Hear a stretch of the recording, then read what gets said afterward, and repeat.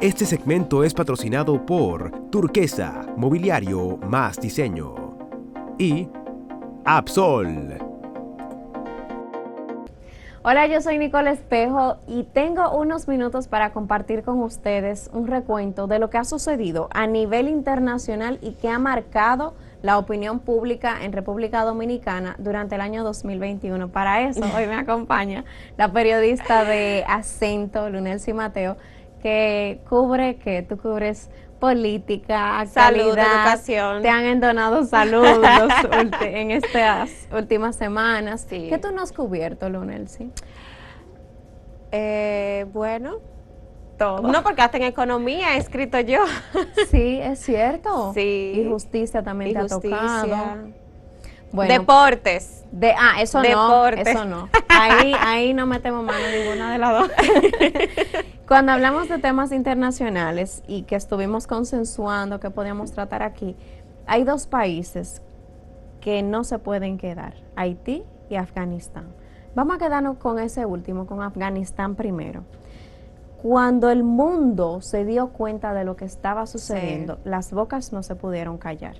Y Acento Diario se hizo eco de eso en ese momento. Acento, como fiel defensor de los derechos humanos y de las mujeres principalmente, tenía que hacerse eco de eso que estaba pasando, del terror que comenzaron a sentir nueva vez, no solamente las mujeres, sino también los hombres y los niños de ese país, con el regreso del Talibán a ese país, luego de que Estados Unidos perdiera la guerra contra ellos. O que decidiera, digamos marcharse. Exacto.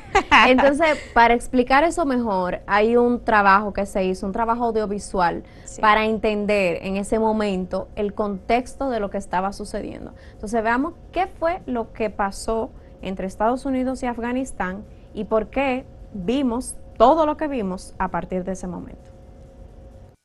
El pasado domingo los talibanes tomaron la ciudad de Kabul, que es la capital de Afganistán, y así declararon su aparente victoria a una guerra que duró casi 20 años y tomó alrededor de 167,000 vidas.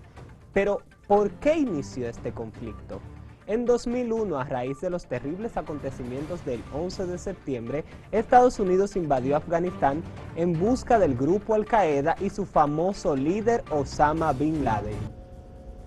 Bueno, hasta ahí una muy breve explicación Sí. que hizo Jesús Vázquez en ese momento, pero que... Para entender el problema. Sí, sitúa por qué Estados Unidos estaba ahí y por qué en ese momento se retiraba. Ujú. Que de hecho, el anuncio de ese retiro se había hecho desde antes, lo que pasa es que tuvo efecto en ese momento. Sí.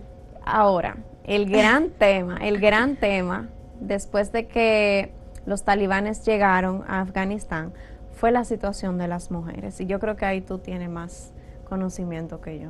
Sí, porque eran unas series de reglas horrendas que castigaban en el sentido más amplio de lo que puede significar la palabra castigo a las mujeres. Las mujeres allí, de acuerdo a las reglas del Talibán, no pueden estudiar, si salen a la calle solas son golpeadas, no pueden hablar en voz alta, si caminan sus pasos no se pueden sentir. Un sinnúmero de reglas absurdas que de verdad es demasiado.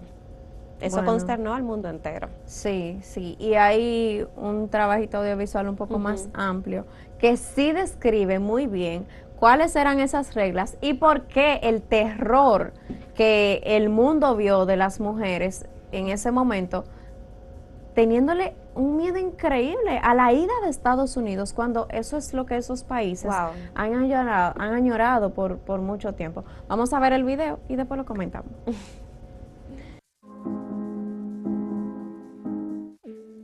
Ante la victoria de los talibanes a Afganistán, las principales víctimas serán las mujeres. Millones de afganas pueden ser condenadas a un régimen de terror e inhumano, como violaciones, torturas y asesinatos. Y si hay algo por lo cual se les conoce a los talibanes, es especialmente por el trato cruel frente a las mujeres y despojarlas de sus derechos.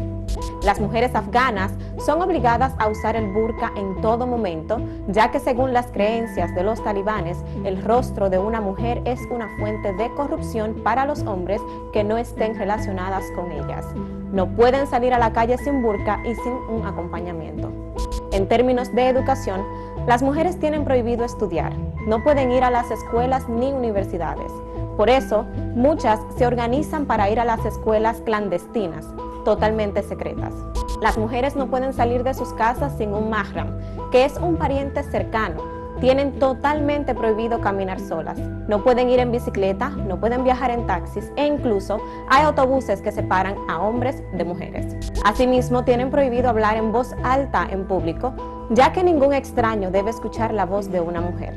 No pueden usar tacones porque los hombres pueden excitarse con el ruido de sus pasos. Tienen prohibido asomarse a balcones o ventanas para no ser vistas. Y está prohibido fotografiarlas o grabarlas. Una de las peores partes son sus castigos brutales e inhumanos. Por incumplir cualquiera de estas medidas van desde violaciones, lapidaciones, torturas, latigazos, asesinatos, incluso a veces los castigos a las mujeres se exhiben en estadios llenos. Ante la incertidumbre de cuáles medidas tomarán los talibanes, solo queda una pregunta. ¿Qué cree usted pasará en Afganistán?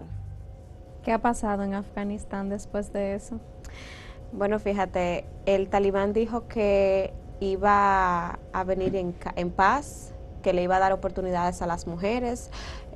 Tú sabes que con el anuncio de la retirada de las tropas de Estados Unidos de ese país, muchísima gente, por el mismo miedo, comenzó a emigrar. Sí, se fue. Se fueron.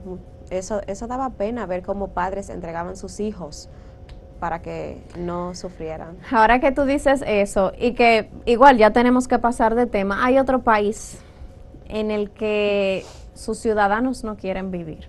Hace mucho que no tienen condiciones para vivir. Sí. Y es un país con el que nosotros compartimos territorio. Haití en el 2021 le ha pasado hasta lo inimaginable. O sea, le ha pasado todo lo que a nivel humano podría suceder, crisis política, social, sumada a la que ya traían de otros años, y hasta nuevos fenómenos naturales han pasado por ahí. Terremoto, tsunami. Todo. Tsunami. Alerta de tsunami. Bueno, el mar. El mar. No, digo yo. Alertas de tsunami, bueno, porque hubo después del terremoto al sur de Haití, el mar entró un poco a tierra. Bueno, eso es parte de lo que se espera cuando suceden cosas así. Nada que sobre eso y más detalles de los que tú y yo podríamos conversar, los tenemos en un video de los que se trabajaron en Acento también para ese momento. Digo para ese momento porque todo lo que se está presentando son recuerdos del año. ¿Okay? Entonces, nada, le doy paso al video para que comencemos a tratar este tema del país vecino Haití.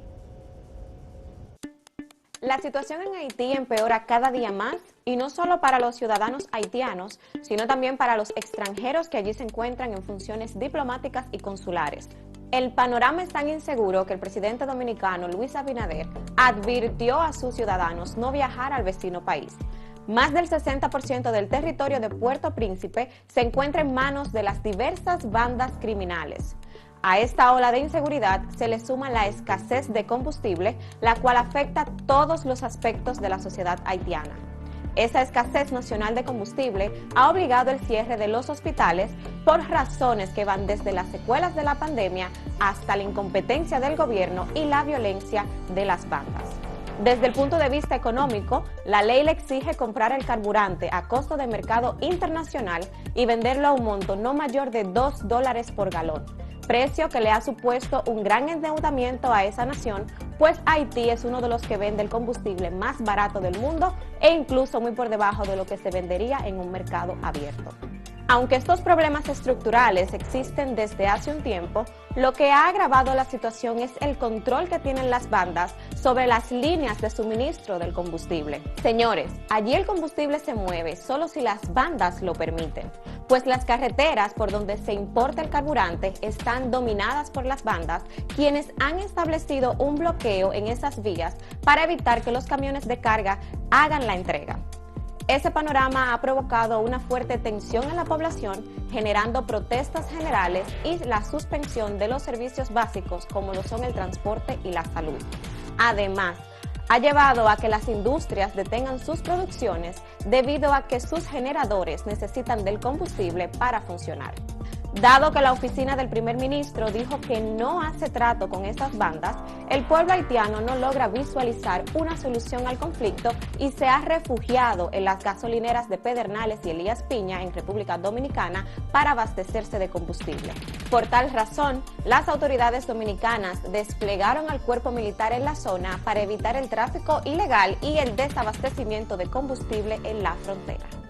Hay un hecho que se haya dicho o no se haya dicho, más que cualquier otra crisis, marca a nivel noticioso lo que pasó en Haití. Cuando en un país asesinan a su presidente. Es fuerte la cosa. Es fuerte la cosa. Sí. Y fíjate que quizás yo lo veía venir, y mira que no soy internacionalista ni experta en eso, pero viendo todo lo que estaba pasando, viendo las constantes amenazas que le hacía la oposición, el propio pueblo, que hay quienes lo querían, lo que no lo querían, que él tenía que entregar el poder, que no lo entregaba, o sea, no sé, yo dije, bueno, en cualquier momento a él se lo van a llevar. ¿Tú entendías? Yo lo entendí así. Yo no lo pensé. O sea, fue un pensamiento que yo tuve mientras estaba leyendo todo lo que estaba pasando. Yo dije, pero en cualquier momento puede pasar que a este hombre lo maten, porque fíjate qué tan fuerte está la oposición y qué tan decidido está él a continuar con su periodo hasta el 2022. Bueno, y así pasó, señores. Se llevaron, como dicen en la calle, se llevaron a Jovenel Moïse. Y aquí está el video para recordar ese momento que estremeció al mundo completo. Sí. Y más República Dominicana siendo país vecino. El presidente de Haití, Jovenel Moïse, fue asesinado la madrugada de este miércoles por hombres armados que perpetraron un asalto en su residencia en el barrio Pelerín de Puerto Príncipe. Así lo informó el primer ministro interino, Claude Joseph, quien también comunicó que la primera dama Martine Moïse resultó gravemente herida. El asesinato se produce 2 meses antes de las elecciones presidenciales y legislativas convocadas para el próximo 26 de septiembre, unos comicios en los que Moïse no podía ser candidato. Moïse había convocado para la misma fecha un referéndum para aprobar una nueva constitución, un proyecto que no contaba con el apoyo de la oposición ni de la comunidad internacional. Desde el 2018, Haití vive una crisis política, agravándose el pasado 7 de febrero, cuando Moïse denunció que la oposición, con el apoyo de jueces, tramaba un golpe de Estado. Ante el lamentable asesinato de Moïse, el gobierno dominicano autorizó el cierre de la frontera y una reunión con altos mandos militares dominicanos. Moïse no tuvo ningún momento de tranquilidad en todo su mandato, debido a la inestabilidad política, económica y electoral del país vecino. Para saber exactamente a qué respondió el hecho, hay que esperar tener más información sobre el magnicidio. Bueno, y de ahí en adelante, aunque es algo que se arrastra desde años atrás, hay que resaltar que Haití en el 2021 ha ido en picada. Sí, mira, luego del asesinato de su presidente, abandonó el poder el jefe de la policía, Leon Charles, y se quedó un vacío de poder tan grande porque no hay un parlamento que sesione, el primer ministro fue nombrado pero no se pudo juramentar, entonces no se sabe si era el antiguo ministro que tenía que tomar posesión, entonces ahí hay un arroz con mango. Entonces, ¿qué ha pasado? Que las bandas armadas han tomado el control de casi el 80% de Puerto Príncipe y con ese control dominan también todo lo que entran. En específico, los combustibles. Por eso se habla de la crisis de combustibles. Bueno, y la última explosión que hubo de un camión que transportaba combustible, que ahora mismo para Haití es prácticamente el oro líquido. Sí, sí. Eso es lo que ha sucedido en Haití y República Dominicana ahora mismo pide a gritos la ayuda internacional. Claro. De verdad que esperamos que esa solución que ese país encuentre una solución. Lunensi, con ese deseo que yo lo comparto, porque nosotros sufrimos esa situación. Nos afecta. Claro, salimos a la calle y tenemos miles de ciudadanos haitianos que intentan llevar una vida en República Dominicana. Gracias por tu tiempo. Gracias a ti por invitarme otra vez. Gracias a ustedes por acompañarnos también. Esperamos que este tipo de temas le hayan sido útiles o que lo entretuvieran un poquito si le gustan los temas políticos, nadie sabe. Yo soy Nicole Espejo y para mí fue un placer. Le invito a continuar con la programación de Acento TV.